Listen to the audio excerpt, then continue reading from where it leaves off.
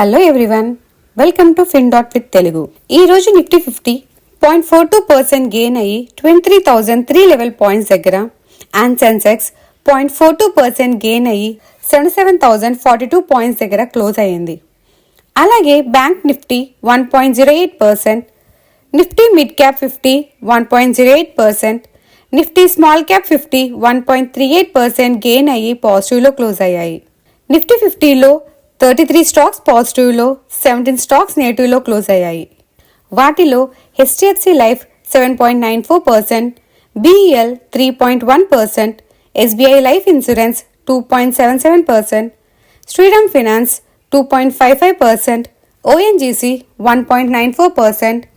Gain అయ్యి top గెయినర్స్గా Trent 2.8%, doctor Reddy's 2.58%, Tata consumers 1.87%, HCL Tech 1.83%, Wipro 1.57% lose అయ్యి టాప్ లూజర్స్గా నిలిచాయి. ముందుగా last night US consumer price index CPI December రిపోర్ట్లో CPI ఎక్స్పెక్టెడ్ కన్నా తక్కువగా అంటే ఎక్స్పెక్టెడ్ 3.3% అయితే 3.2% రావటం వలన అక్కడ ఇన్ఫ్లేషన్ స్లో డౌన్ అవుతుందని ఇండికేట్ చేస్తుంది. దీనితో ఫెడ్ ఇప్పటి వరకు అందుకుంటున్న 31 పాయింట్స్ రేట్ కట్ కాకుండా 40 పాయింట్స్ వరకు రేట్ కట్ చేయవచ్చు అని అక్కడి మార్కెట్ ఎక్స్పెక్టేషన్స్ తో పాటు US బ్యాంక్స్ అయిన JP Morgan, Goldman Sachs, Wells Fargo and Citigroup వాళ్ళు గుడ్ రిజల్ట్స్ పోస్ట్ చేయడంతో మేజర్ ఇండిసెస్ అయిన డౌ జోన్స్ 1.65%, నాస్డాక్ 2.45%, S&P 500 1.83% గెయిన్ అయ్యి టోటల్ US మార్కెట్స్ పాజిటివ్లో క్లోజ్ అయ్యాయి.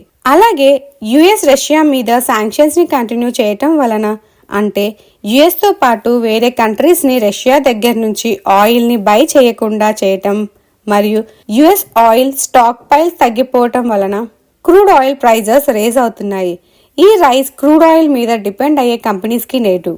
కమింగ్ టు మన స్టాక్ మార్కెట్స్, US ఇంపాక్ట్ తో పాజిటివ్ లో ఓపెన్ అయిన నిఫ్టీ, సెన్సెక్స్ US మార్కెట్లో వచ్చినంత మూమెంట్ తో కాకపోయినా పాజిటివ్ లోనే ఎండ్ అయ్యాయి.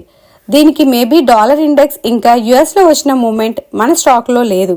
దీనికి డాలర్ ఇండెక్స్ స్టిల్ ఇంకా హైలోనే ఉండటం అండ్ FIS సెల్లింగ్స్ రీజన్ అవ్వచ్చు.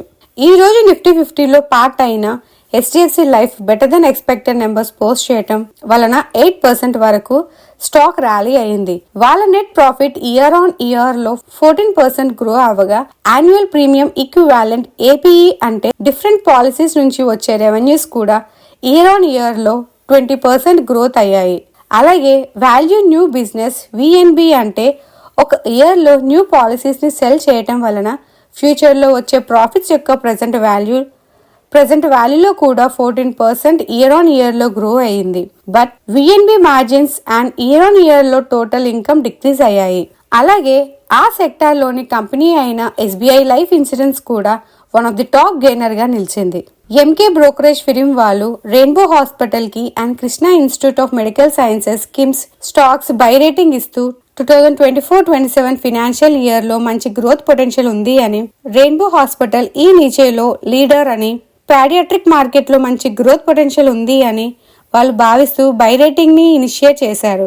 అలాగే కిమ్స్ కూడా టైర్ 1 సిటీస్ ని దాటి ఎక్స్పాండ్ చేస్తున్నారు అని, వారి అఫోర్డబుల్ ప్రైస్ వారికి గ్రోత్ ఫ్యాక్టర్ అవుతాయి MK వాళ్ళు మెన్షన్ చేశారు. L&T టెక్నాలజీ సర్వీసెస్ లిమిటెడ్ 8% కన్నా ఎక్కువగా పెరగడానికి మెయిన్ రీజన్ HSBC బ్రోకరేజ్ వాళ్ళు బై రేటింగ్ ఇస్తూ ప్రాఫిట్ కంపెనీ పర్ఫార్మెన్స్ ఫ్యూచర్ లో బెటర్ దెన్ ఎక్స్పెక్టెడ్ ఉంటుంది అని, ఈ సెక్టార్ లో వాళ్ళకి బెస్ట్ R&D క్యాపబిలిటీస్ ఉన్నాయి అని అండ్ ఈ కంపెనీ రీజనబుల్ వాల్యుయేషన్ లో ఉంది అని వాళ్ళు భావిస్తున్నారు.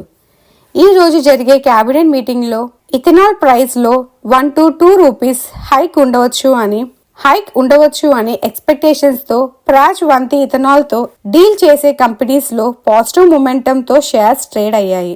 ఏరోఫ్లెక్స్ ఇండస్ట్రీస్ ఈ రోజు సెషన్స్ లో 20% కన్నా ఎక్కువగా ట్రేడ్ అవటానికి రీజన్ గుడ్ Q3 రీజన్స్ తో పాటు మేనేజ్మెంట్ తీస్తున్న స్ట్రాంగ్ గైడెన్స్ కూడా ఒక రీజన్.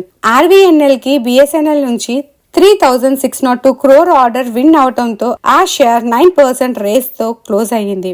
ఐకాన్ అండ్ ఇంకా వేరే రైల్వే స్టాక్స్ బడ్జెట్ లో మంచి అలొకేషన్స్ వస్తాయి అని ఎక్స్పెక్టేషన్స్ తో ఈ రోజు పాజిటివ్ లో ట్రేడ్ అయ్యాయి. గత కొద్ది నెలలుగా అదానీ గ్రూప్ కంపెనీ మీద రిపోర్ట్స్ చేసిన US based short selling research organisation Hindenburg వాళ్ళు ఆపరేషన్స్ క్లోజ్ చేస్తున్నట్టుగా ఈ రోజు అనౌన్స్ చేశారు. వాళ్ళ ఫౌండర్ అయిన Nate Anderson personal reasons and ఫ్యామిలీతో స్పెండ్ చేయడానికి ఈ డెసిషన్ తీసుకున్నారు అని తెలిపారు. So this is a wrap of today's Stock Buzz. If you like this content, please like, share, subscribe and comment your views on this type of information.